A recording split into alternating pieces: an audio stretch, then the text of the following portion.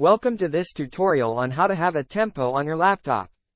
In this video, I'll guide you through the steps to download and install the NHC Tempo software and show you how to change the tempo effortlessly.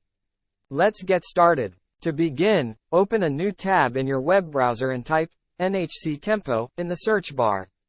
Look for the first link in the search results and click on it. This will take you to the official NHC Tempo website. Once on the website, locate the download button and click on it to initiate the download process. After the download completes, navigate to the downloaded file and double-click to start the installation of NHC Tempo. Follow the on-screen instructions to complete the installation process.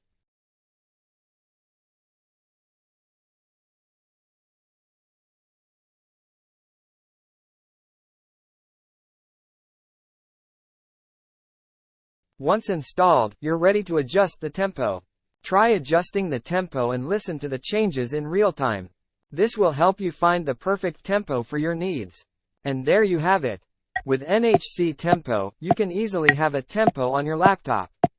Play around with different tempos and enjoy customized audio experiences.